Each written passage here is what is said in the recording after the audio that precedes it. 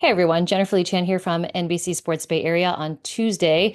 And the news from the 49ers that they have officially announced the trade of Jordan Mason to the Minnesota Vikings for a 2026 sixth round pick and then a swap of picks this year in the coming draft at the end of April. So they swap a fifth round pick from the Vikings. They get that fifth round pick. They give them the sixth round pick. So I think it does make a significant difference to move up that much because anytime you're getting players in the top 150, I think the quality of level of players is much higher. So they announced that. And they also announced the signing of Saron Neal to a 2-year deal. He's a core special teams guy.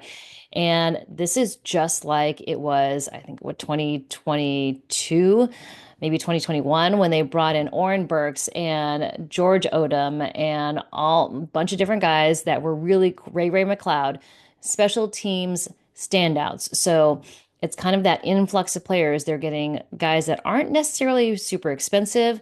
There were a lot of guys then, like really didn't know. I'm going to say I didn't really know George Odom. I didn't know Oren Burks, didn't know Ray McLeod. And this is kind of that same feeling of when they brought those guys in because they're really focusing on getting the special teams much better. New special teams coordinator, new defensive coordinator, obviously in Robert Saleh. And I think you're going to see, I think we've seen so far kind of this purging of the 49ers defense. Some by choice, some not by choice. I think Dre Greenlaw was definitely not by choice. They just could not pay him 3 years at $30 million, which is what he got from Denver. Talanoa Hufanga, 3 years at $45 million, just too rich for the 49ers blood at this point. And what I'm hearing from inside the building is that it's really because they have to pay Brock Purdy and they have to get adjusted after paying so many years over the cap, $80 million over the cap in 2024. They paid the most money in cash out. That's $334 million, top in the league. So it's not like the Yorks are getting cheap. It's not like they don't want to spend money. They want to spend money. And I think if there was no salary cap, I think you'd have Dre Greenlaw on the team. And I think you'd have a lot of these other players that we've seen let go be on the team. It's just the salary cap is what it is. They have to work within the confines of it. And it makes it much more difficult.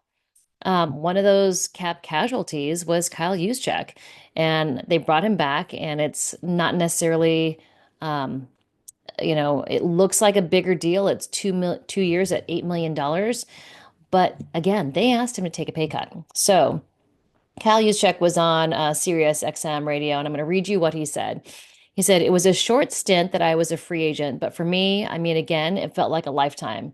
I had had discussions with them throughout the offseason that maybe it was a possibility that I was going to take a pay cut or we were going to have to rework some things in my contract, but it was never anything definite. So they did talk to him about taking a pay cut again.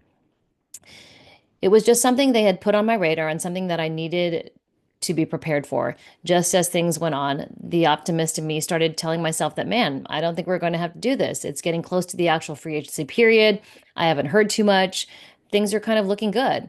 But then finally, final couple days before that, we're like, yeah, this is a real thing. They were like, this is a real thing. The financial restrictions we're under are a real thing. So this is the 49ers telling Kyle Juszczyk. This is the most important quote. The financial restrictions we're under are a real thing.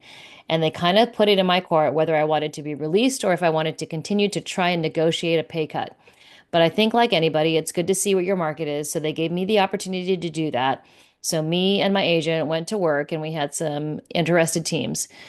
We explored those possibilities because I feel like it's just fair to me and my family. You've got to explore those possibilities. And even if it's something that deep down maybe you don't want to do, we looked into it. And I think just to put it in the simplest terms, at the end of the day, it was too much to leave home. They've been in the Bay Area for 8 years. Kyle Juszczyk has a garden. He lives in the Bay Area. This has been his home for the longest of his football career, 8 years. He says, I wanted to be a Niner, and we were able to get to a number that I was comfortable with. And then we were able to make the deal, and I couldn't be happier. I'm trying not to look back at all. I'm just happy to be there and know I'm locked in for 2 more years. Yes and no. So last year it was a 2-year deal. 1 year came up, and then because it was backloaded, it came to be that they needed to renegotiate or release him. So I hope that Kyle Juszczyk gets to stay another year so he can be on the 10-year wall. This is his ninth season with the 49ers. But just to kind of point out what the restrictions are, this is what we're talking about. Kyle Juszczyk was set to make $4 million, and now he's on a 2-year, $8 million deal. I'm betting that the guaranteed money is 2 million or less, maybe a little bit more than that at the most. I don't think it's anywhere near $4 million because that is why they released him from the last contract. So again, it's a 2-year deal. I think it looks good for him to have a 2-year, $8 million deal, but we just don't know what the structure is yet. So I'm betting that it's going to be backloaded where it's the second year that is the bigger salary. But I think, last time I talked to both Kyle Juszczyk and Kristen Juszczyk, there were a couple places that would have offered him a little bit more money, but to uproot everything that they've, where they live, the house they own, all the comforts and everything that they're used to, the routine, their best friends, George and Claire Kittle. So for them to uproot for, I don't know, if whatever the smaller amount is, maybe it's $100,000 more. I know that's a lot to you and me, but in football money, to get $100,000 more or $200,000 more to move all the way across the country and not know anybody and not know how you're going to get used, it makes sense that Kyle Juszczyk took the deal with the 49ers to be in his comfort zone. He's been playing really well.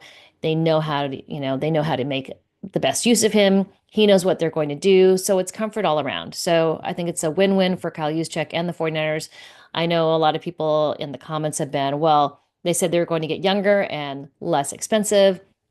I do think they got less expensive. Now, Kyle Juszczyk, he's been a guy who's been really reliable. And, he's been available. He hasn't been injured. So he's a guy that's been pretty reliable for the 49ers. And I know that it opens up what Kyle Shanahan can do.